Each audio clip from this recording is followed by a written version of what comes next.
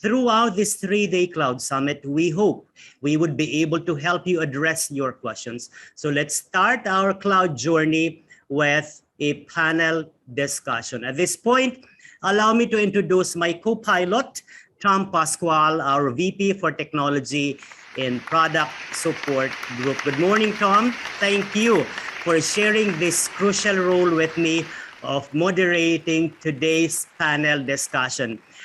Your role is to help me understand the technical jargons. I expect so much from you, so please guide me. Are you ready with your questions? Good morning. Good morning, Mao. Good morning, participants. I'm excited and I'm sure our audience will pick up very important lessons and insights from our panelists.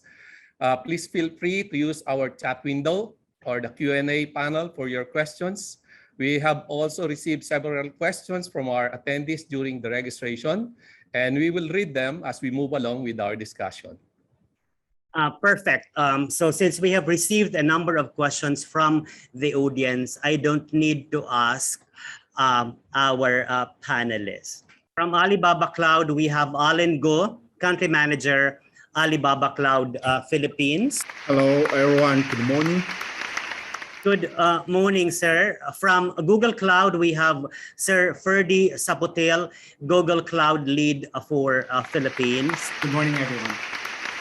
Thank you, Allen and Ferdy. IBM Cloud is represented by Raymond Wong, General Manager, IBM Cloud Platform ASEAN. Hi, good morning, everyone. My pleasure to be here. Looking forward. And from Microsoft Cloud, we have Anne Garcia, Azure Business Lead. Good morning, everyone. Pleasure to be here. Good morning, Sir Allen, Sir Ferdy, and Sir Raymond, and Miss Anne.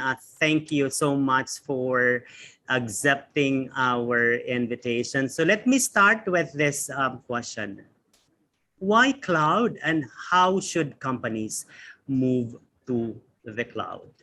Let me start with you, Miss Anne, as you are the only rose among the thirds. If you could please, why cloud, and how should companies move to the cloud? Yes, good morning. So why cloud is the question. Why are we moving to cloud? So there are actually several motivations as to why are we moving to the cloud now. Let me just give you some of the motivations that I'll be sharing with you. So number one is, of course, if we have cost, so one of the motivations is reduction of capital expenses. Another one is an end of support for mission critical technology. So these are some of the drivers and motivations, and of course, increase in business agility and scaling to meet market demands. And as well as companies are also looking at cost savings and improving their customer experience and engagement.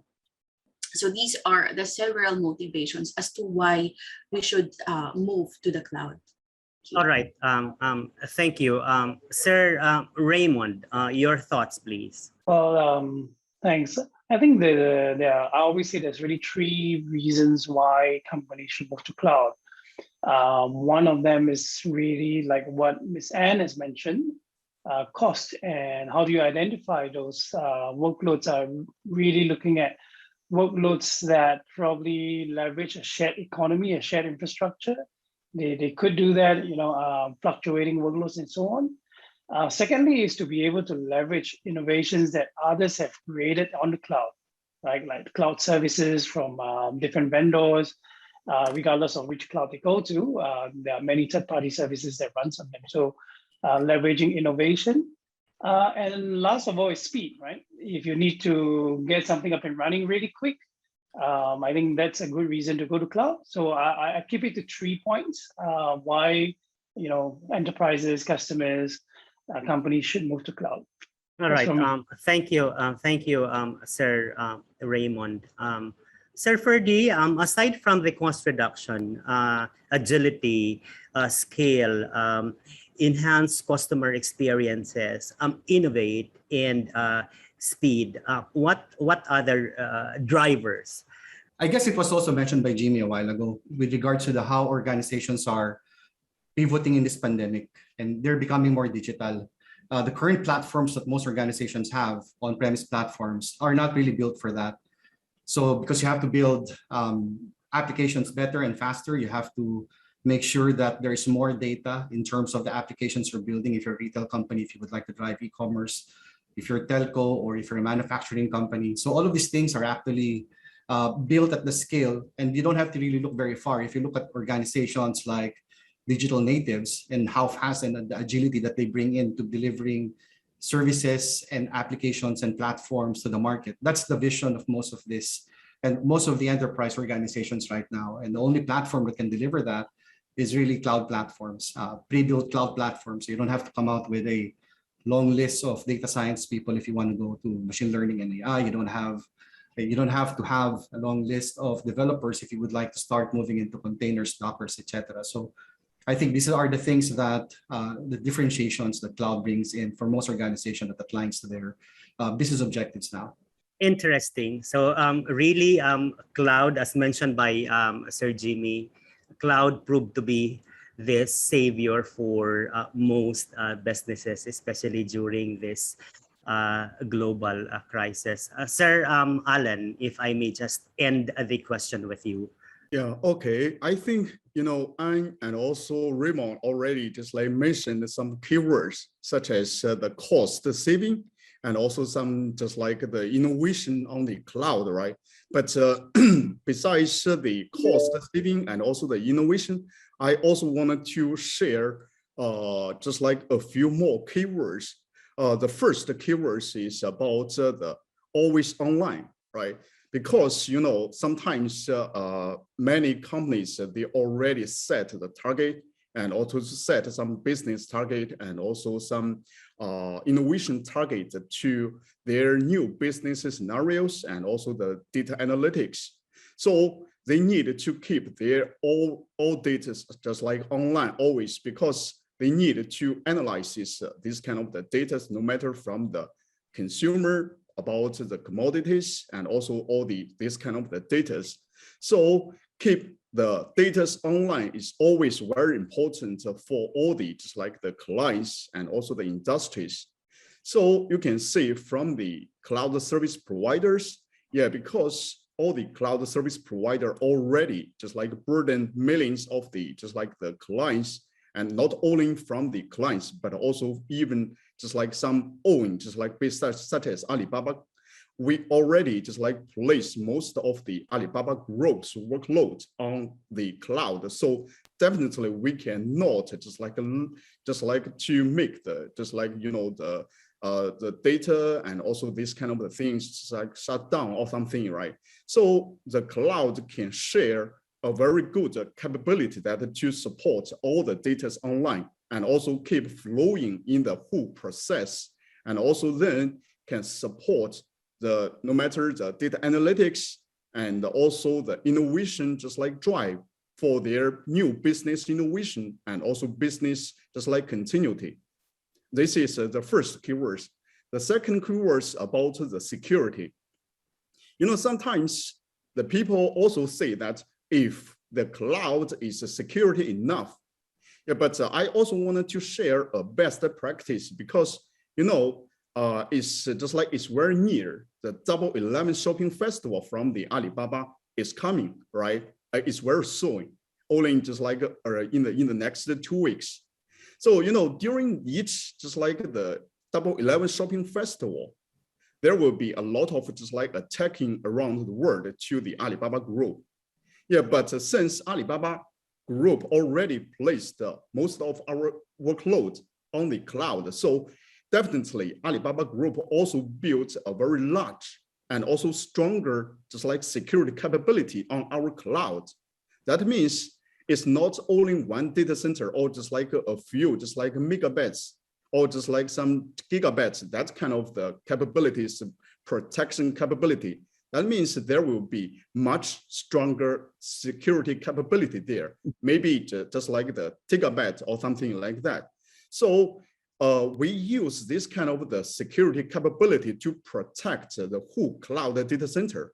And also, in the cloud data centers, there are already some millions of the users there place their data or some just like the technical deployment resource on cloud. So that means Alibaba Cloud, use this kind of the cloud security or capability to not only just like to protect one user or one client, but we use this kind of the security capability to protect the whole, just like our worldwide cloud infrastructures and also the data centers. I think it's not only from the Alibaba Cloud, but also I think for all the cloud service providers, the security capability must be a very just like the big, stronger capability to protect their infrastructure and also to protect just like the business or which already deployed on cloud from the clients. Yeah. Thank you, Sir Allen. Tom, do you have a follow-up question? Thank you, panelists. We started with innovation, digital transformation, and now cloudification. Quite a fast pace of technology development and a lot of things to take care of. Both our end user and resellers audience here would definitely be interested where to focus on. So the question is, what applications or workloads should you move first to the cloud, and how would you choose your cloud adoption? Whether would that be private, public, hybrid, multi-cloud?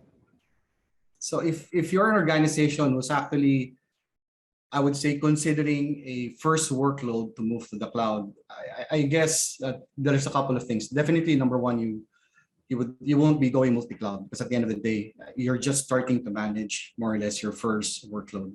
The second one, I would go for the ones that are probably non-production workloads, which means that it can be a test environment or a staging environment for you. You have to be also looking into very specific, I would say, enablement for your team, because at the end of the day, it's a different platform. There's a learning curve, so to speak, in terms of managing your cloud environment, regardless if it's from operations, project management, security point of view.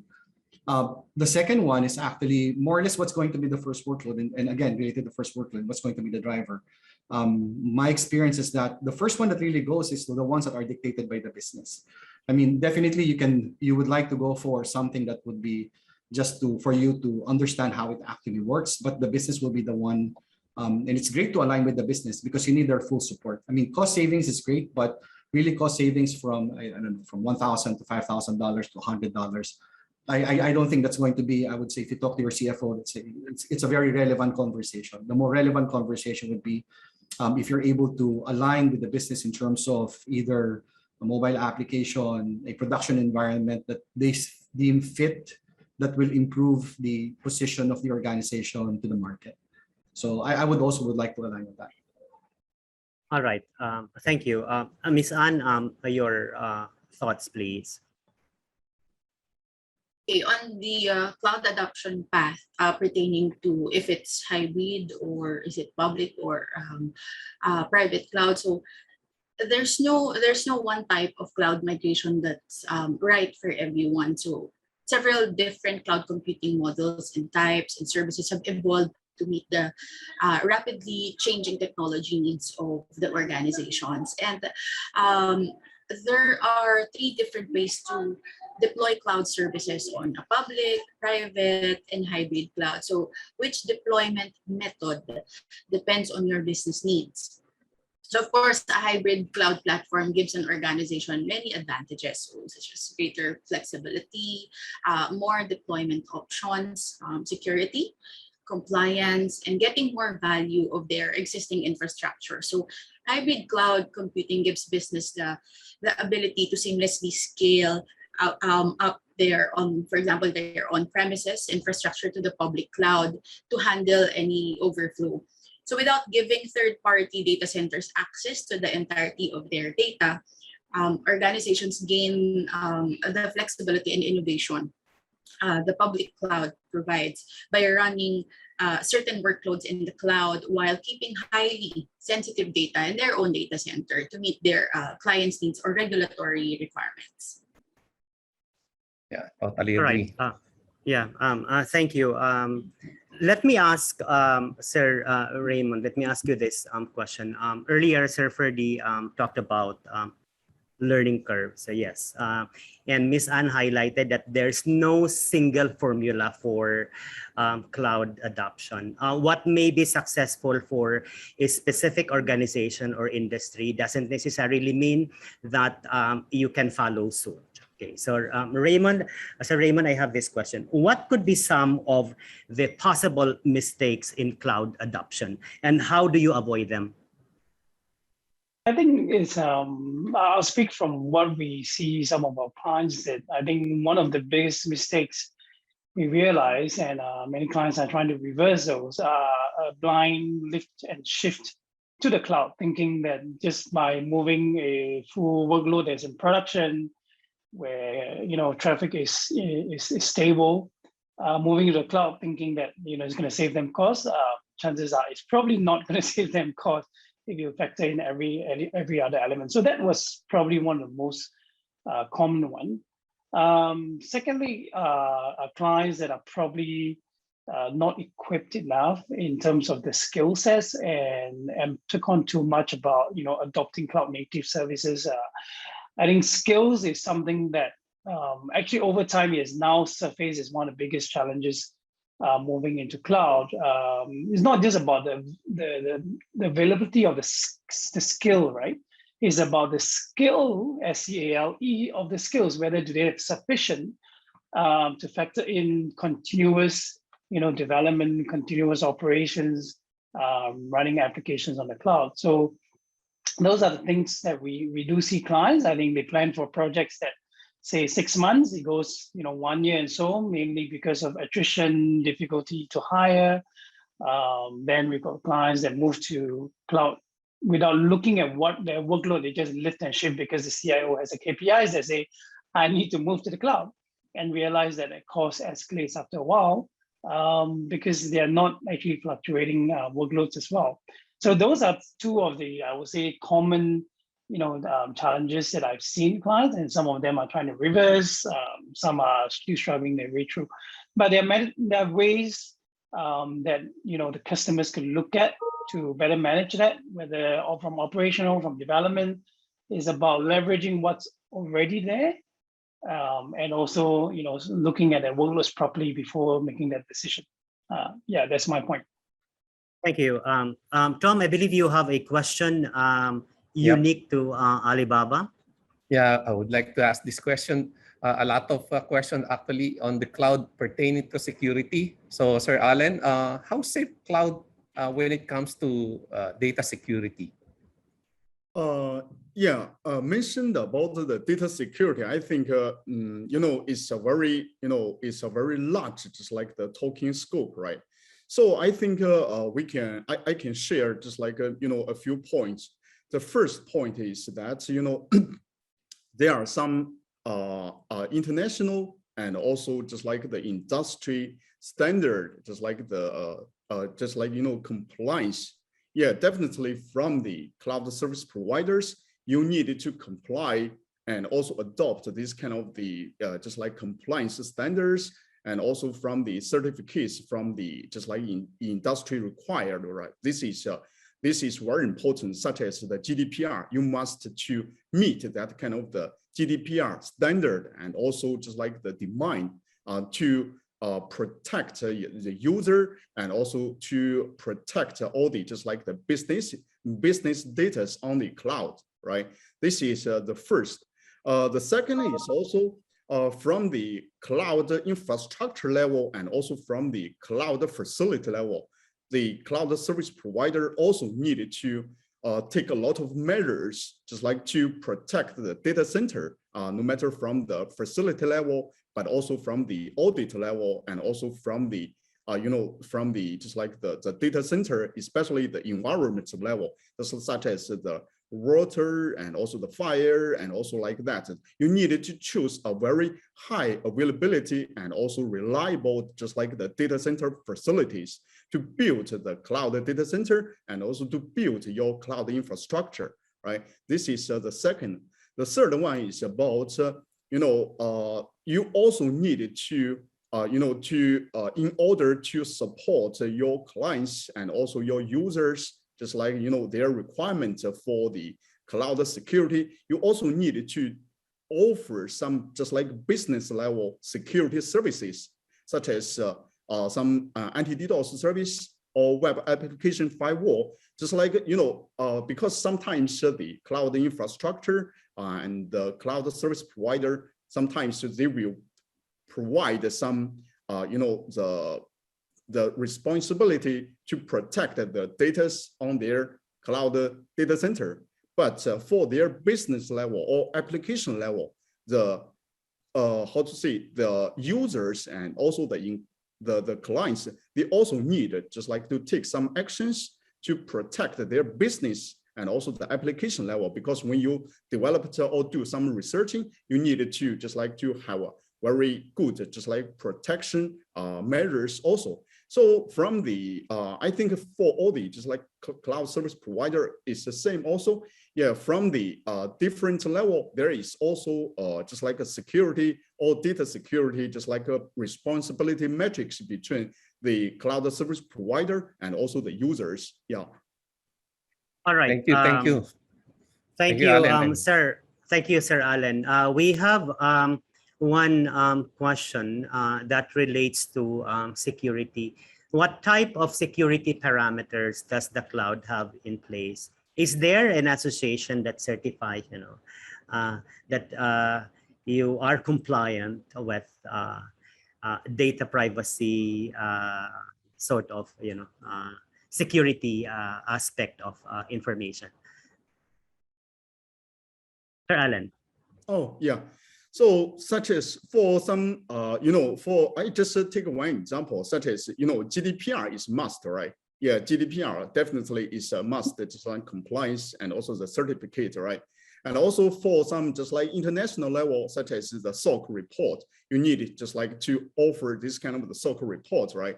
Yeah, and also from the industry level, such as financing or some just like healthy industry, you also needed to provide some, such as TCI PSS, this kind of the industry related, just like the certificate or compliance to just like to meet the industry levels, just like security or compliance. Yeah. Okay. Thank you. Mau, Yeah, Tom. I Yes, totally yes. agree. Go ahead. I totally Yeah, agree with yes. Allen. Actually, in the cloud, I'm sure all the cloud brands have undergone a lot of compliance and certification requirements for them to secure their customers. In fact, we ourselves have undergone a lot of those things for this security of data. So cloud is not a destination and it's a journey. So for those who are already in the cloud, I would like to ask this question to our panelists. So what is the next big thing in the cloud? Maybe you can start with Ferdy. Okay, I guess a couple of things. One is for most organizations been using cloud, I would say for the past 3-4 years. One of the biggest challenge is the question on were they able to get the cost savings that they wanted? And sad to say, most of them have not really responded very positive, even with the cloud adoption. Primarily because of a couple of things. One is the whole cloud economics portion of it, the utilization of the machines, the projects that are coming out of it, etc. So that's why most organizations right now, the question in terms of what's going to be the next big things for cloud, not from a technology point of view, but even from a customer adoption point of view. I think organizations really now are looking into a multi-cloud environment. In other words, they're evaluating other cloud providers to understand what would be the best cloud provider for me to put a specific workload on. Is it a infrastructure workload? Is it going to be a data workload? Is it going to be an application development workload or application modernization workload, etc.? So they are starting to evaluate that so that they can actually get, I would say, the best of the offerings of all cloud providers in terms of cloud economics and support and technology features. The second one really is more on how organizations are really starting to move majority of their legacy applications to the cloud. And it's not a very small, or I would say an easy feat, because most organizations are stuck with their BAU and large on-premise applications. And that was built over the years and are encountering challenges in terms of how do I actually move it to the cloud. And moving to the cloud is not in the context of just moving the application, but really how do I convert it to structures like, I would say, how do I containerize my application so that I can easily launch mobile applications? I think the whole context of application modernization in the cloud is going to be very important, as the demands of the business requires most IT organization to be at the pace of most digital natives are. The third one is actually on data. I think there's still a lot of opportunities and room for improvement on how IT organizations or how organizations maximize the data that they have. I mean, if you are building a great application, that application will be great if you have the right data that supports it. And mostly this data is siloed in the entire organization. They're looking into cloud services for consolidation. And once you have the data, really it's in the data mastery in terms of how do you start building machine learning models, how do you start using AI on it, that would actually give that edge to the business. I think those three things are the ones that are, especially in the Philippine market, are really being geared towards them. Thank you. Ferdy, maybe we can hear from Ms. Ann or your thoughts. Yeah, so the question is, what's the next big thing, right? So Yeah. The latest technologies are actually fueling a transformative shift. So in the data and advanced analytics standpoint, with the help of the artificial intelligence, data and advanced analytics capabilities have advanced, of course, tremendously. It is now at the point where companies can better have a customer experience at the fraction of the cost. And through machine learning of customer spending habits and interests for suggested tailored offers, business operations is showing enormous potential for improvement. As advanced analytics provide faster and more accurate responses to regulations queries, and risk control costs are lowered through simplified data crunching technologies or techniques.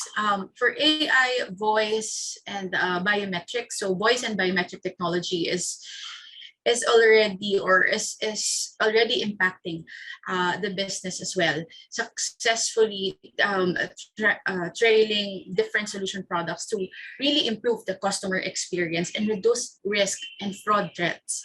So the frictionless customer experience has already been highlighted, and chatbots meets customers' expectation of an immediate interaction with the customer support wherever and whenever they want it. Thank you, Ms. Ann. Thank you, Intelligence Ms. and Ann. customer experience, Mao, right? Yes, data yes, and advanced yes, analytics, yes. We are moving to a different revolution. So this is part of the Industry X revolution. Are we in Industry 5 or in the Industry 4? We are we in the Industry 5 now? Whom would you like to ask that question, Mao? Nasa Industry 5 na ba tayo? Dati kasi Industry 4 pa lang, I don't know. So probably we can hear it from our panelists, how they see it. Raymond? Nasa ang category na tayo ng Industry Revolution. Yeah, let's throw the question to Sir Raymond Wong. Where are we? I think if you ask me, I think we are still in the phase of Industry 4.0. Leveraging IoT, smart technologies, and all this. I think not all companies have got there yet. I wouldn't say we are at 5 or anything. But I do want to go back to the previous question where I think IBM has actually invested quite a bit of time, money around.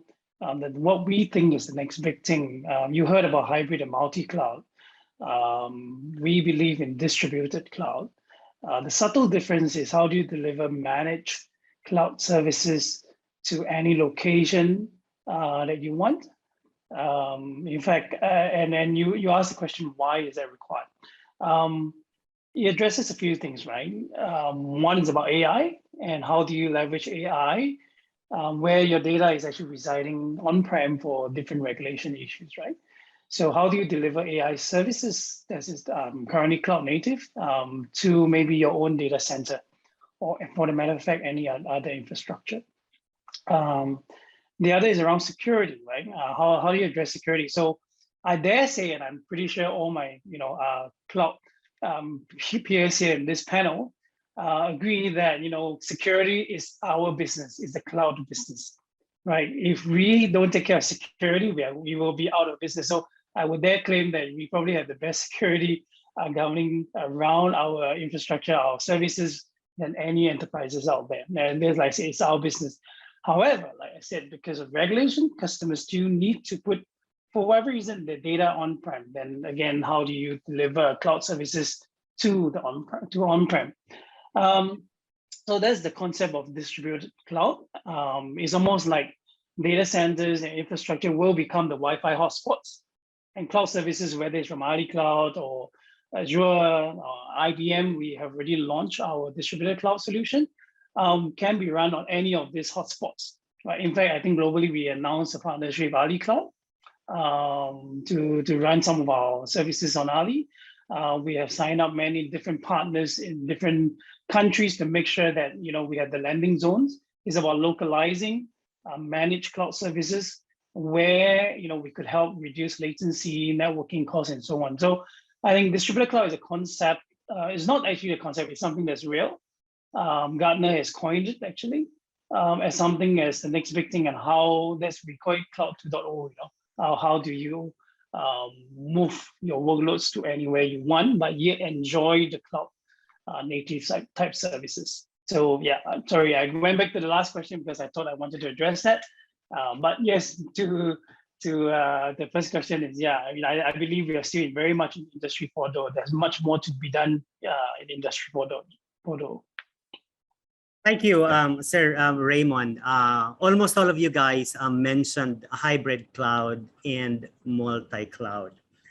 Vendor lock-in and interoperability between multiple clouds have hindered the adoption of cloud technologies. How do you address this challenge? Is it possible for a customer to, if you're talking about multi-cloud environment, so one is using Alibaba, one is using Google. In terms of communication, can we guarantee that our customers would be able to seamlessly access their data? Sir Ferdy? For Google Cloud, that's been a direction for us in terms of a multi-cloud strategy for almost 3 years now, or even more than 3 years now. We have a product called Anthos. Anthos manages multi-cloud environments for organizations, regardless if you're running Azure or AWS, to give you that single pane of management and control and flexibility in terms of moving workloads from one cloud provider to the other. And again, I think the multi-cloud strategy is something that Google has embraced for so many years, primarily because in our DNA. If you think about Google, you think about open source platforms, you think about reliability and not having a vendor locked in, you're thinking about flexibility in terms of billing, etc. So all of those things are actually we built in, and the way we're moving forward with it is now we're putting some very specific industry type solutions for multi-clouds, either for telco, for banking, especially in the area of, I would say, like API management solutions, where you're able to provide services without moving your large on-premise or core banking applications to the cloud, but just being able to extract data out of it. So there's management, reliability, and monitoring across any cloud platform. And it's something that Google's been pushing for so many years. Very good.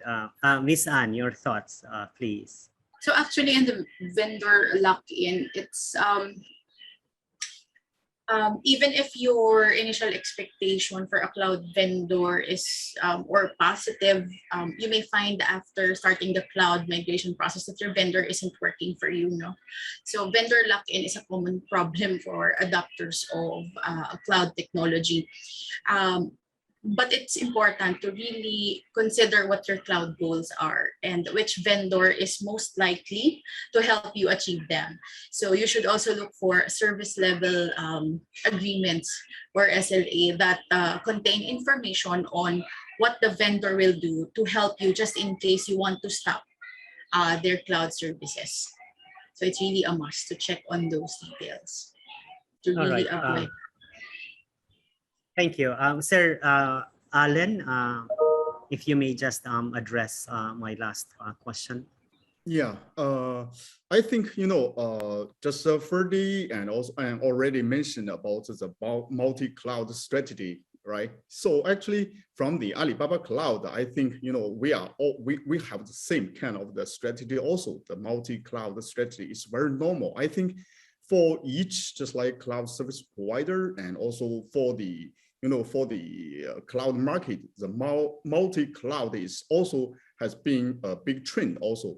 Yeah, but how to choose just like the multi-cloud strategy, or just like how to select your just like the right strategy on the multi-cloud, I think it's totally based on the customers, their needs or their just like demand.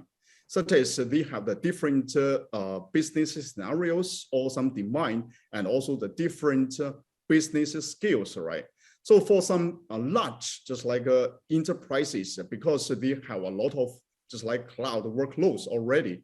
So sometimes they wanted to make some balance from the different cloud service providers, and also maybe from the cost reason, or from the just like the security reason, or from some disaster recovery reason. So they can just like proceed with their own just like multi-cloud strategy. Yeah, but for some SMEs, just like SME enterprises, or some just like the personal users, because their workload or some just like the business workload is not so large, right? So sometimes they just, maybe they only just like need 2 servers or some just like 1 database on the cloud. So I do not think that only that kind of the business scenarios they need to proceed the multi-cloud strategy, right?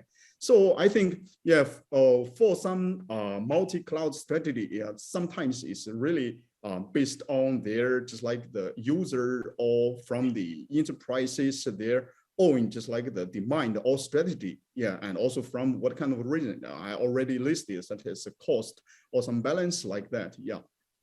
Wow.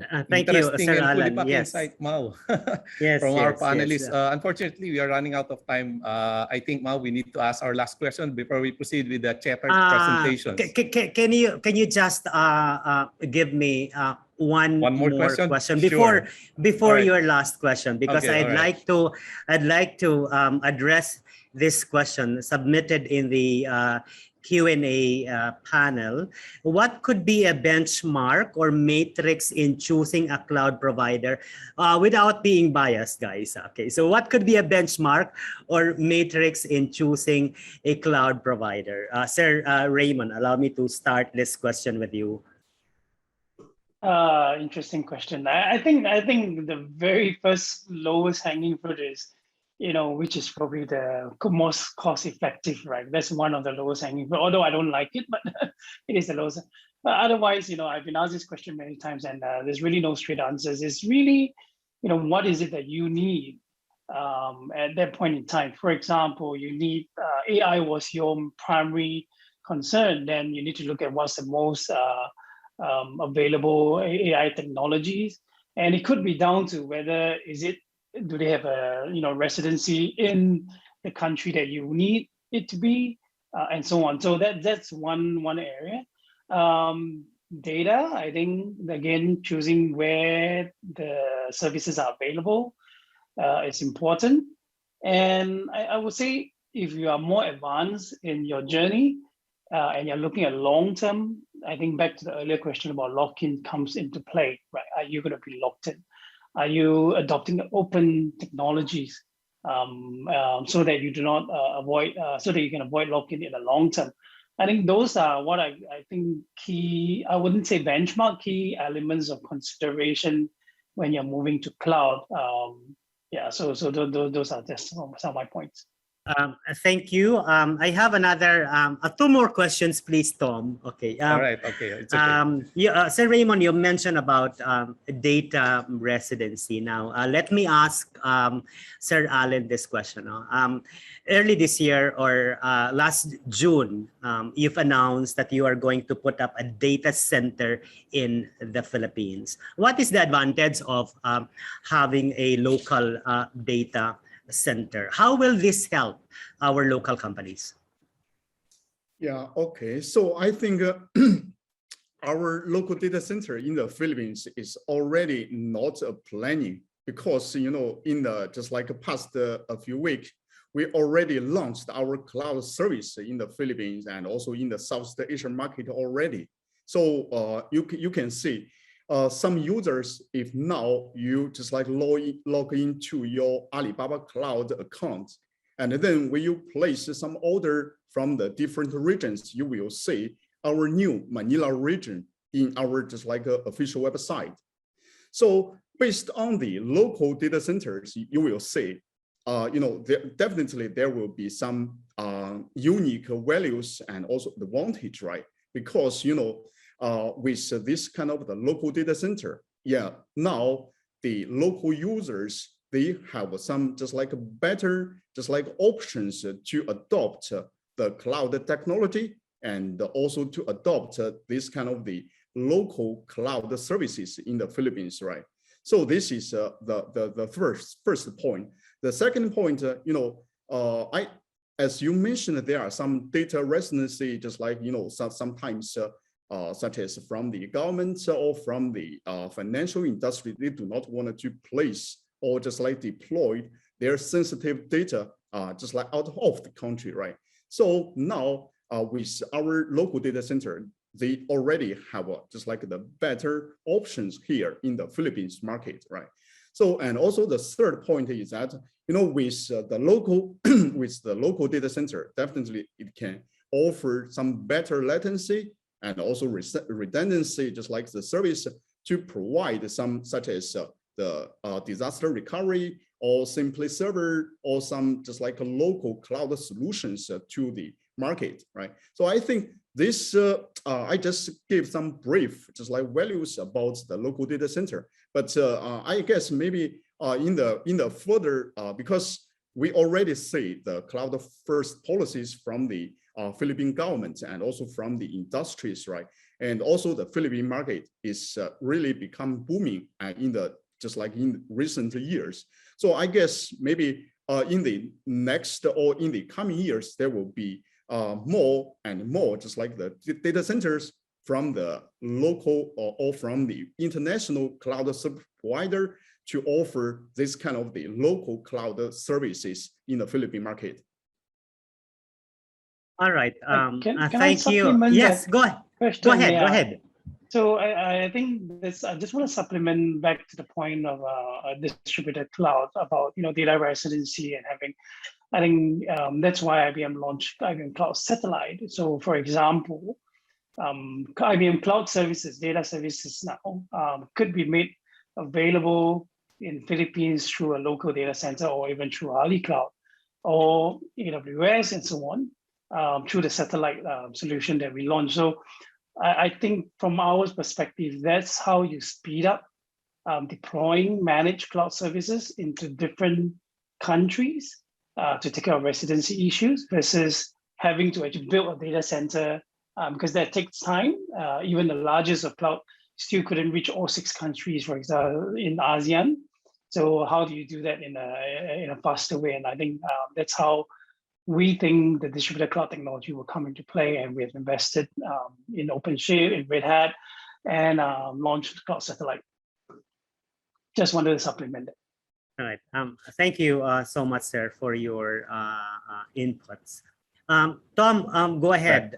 We have already extended. All right. Yeah, we still have a lot. We still have a lot of Yeah. questions. Actually, we have a number of questions in the chat panel. We also have questions in the Q&A. To our panelists, if you could please just help us address those unanswered questions submitted in the Q&A panel and chat window. You may ask your team to help us address them. But go ahead, Tom, please ask your last question. All right. So earlier, Mao said, answer the question without being biased. My last question, you can be, but please be friendly. Okay. So the last question would be, why should customers choose your platform or solution? So we can probably start with Miss Anne. Okay, why should customers choose Microsoft Azure? So maybe I can give you 3 top reasons I have in mind right now. So number 1 would be, yes, the regional availability. We have Azure has 66 regions. So this means that across all cloud providers, Azure has 66. So this means that we can and we will be able to deliver data center options globally. We wanted to ensure that the data center you need will be located in the right region for your projects. So another thing that I can think of right now is consistent hybrid cloud solutions. So this is solutions allows your company to make the most of your on-site and existing IT assets while taking advantage of the global impact you can make by leveraging Azure. So this arrangement allows you to reduce risks, lower complexity, and drive down the overall costs. So hybrid consistency is especially useful when it comes to, let's say, application portability, identity management, workload portability, security management, and application development. So for maybe the number 3 and the last would be the Microsoft Azure provides options for developers. So developers can move quickly from the concept stage to really finished products. So the speed due to many baked-in features of Azure, such as infrastructure as a service, software as a service, or that platform as a service. So these are as a service offerings allows you or allows the developers to be more productive and cost efficient. So when efficiency goes up, ROI is increased.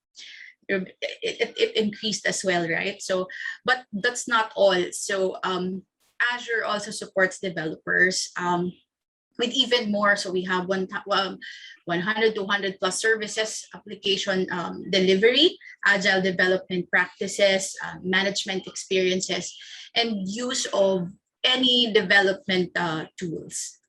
So that's the top 3 that I can think of right now as to why you will choose Azure. Thank you, Ms. Anne. Briefly, please, Sir Ferdy.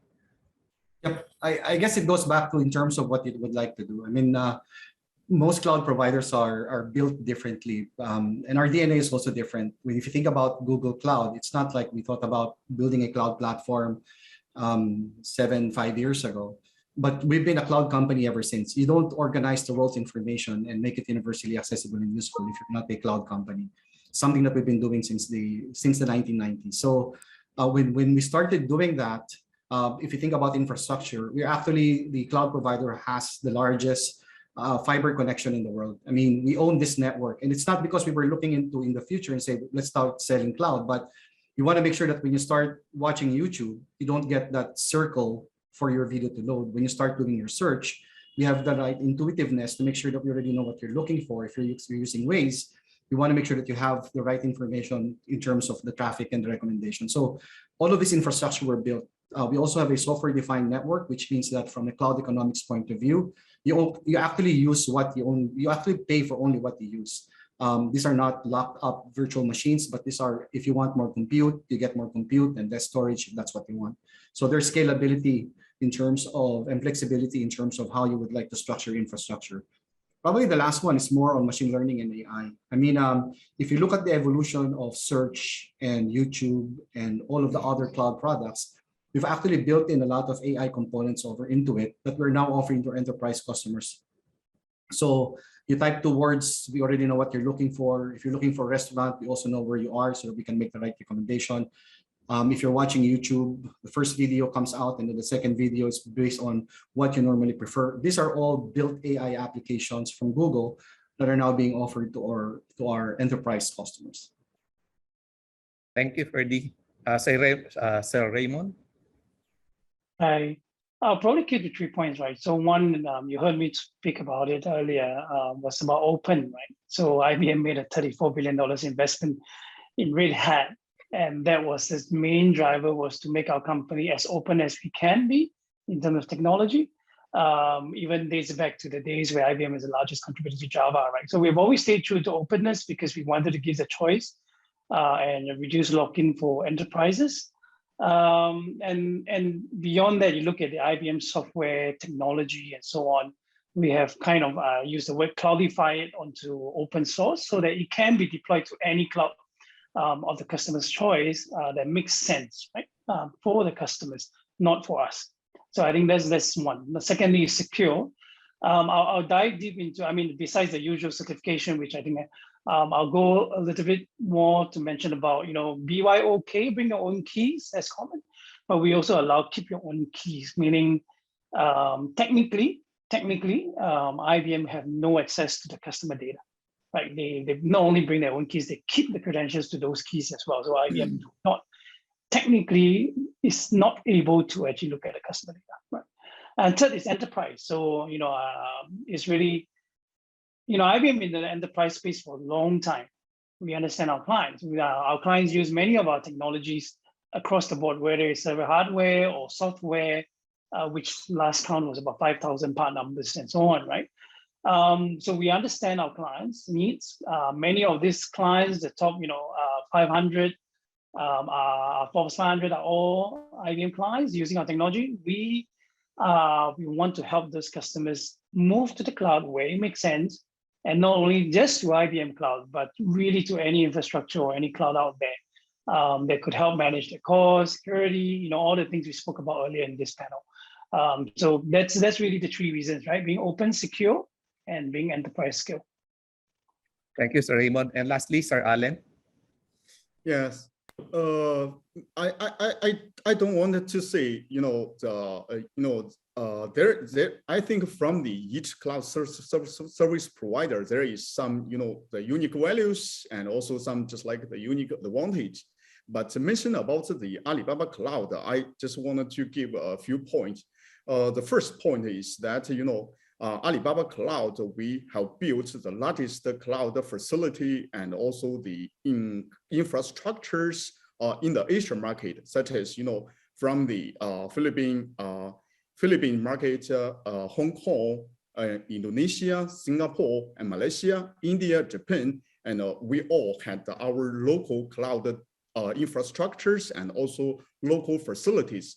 And also this kind of the local cloud infrastructure and facilities can support, from the Philippine market and also from the Asian market, they can build just like reliable and also just like a security business deployment on the cloud. This is first point. The second point is, I always mention that Alibaba Cloud actually is not only one cloud infrastructure or service provider, but I always define Alibaba Cloud as a cloud transformation partner. Yeah, because sometimes when some clients they choose the cloud service provider, actually in the first step, maybe the cost is just like their first consideration. But in the long term, when they wanted to reach some business innovation target or some just like a business transformation target, they wanted to choose just like with not only the infrastructure levels capability, but also they wanted to choose a partner with some business innovation capability and also with some this kind of the innovation or business supporting this kind of the solution partners. So you can see from the Alibaba Group, we have some a lot of best practice already, such as from the financial, from the logistic, from the consumer business, from the e-commerce and also online, offline business, right? So all these kind of the business solutions and also best practice all can become some just like business solutions and also the cloud solutions to offer our just like partners of our clients to reach their not only the infrastructure, just like transformation target, but also to help them to reach their business transformation target. And also in the, especially in the post-pandemic situation and also period. This is the second. The third is, I think, no matter how, I think the cost is very important for, for the, for some just like users or clients when they choose a cloud service provider, right? So I can say, just like Alibaba Cloud, we our especially from the pricing, I think we can support our clients or partners really to reach their cost saving target. Yeah. Okay, thank you very much, everyone. Mao. Yeah, I really thought a 1 hour panel discussion is too long, and I was wrong. Yes, we have a lot of questions from our audience, and I'd like to personally apologize as we cannot address all of them, but we will try our very best to answer your questions throughout this 3-day summit. We have with us our product managers in this session. To our product managers handling Alibaba Cloud, Microsoft Azure, IBM Cloud, and Google Cloud. Kindly please provide your contact details in the chat panel so that our customers can reach out to you for additional, for their questions, and so that you could also answer their questions. Okay, so again, this has been an insightful discussion, Tom. Thank you so much to all our panelists, Sir Ferdy, Ms. Anne, Sir Allen, and Sir Raymond.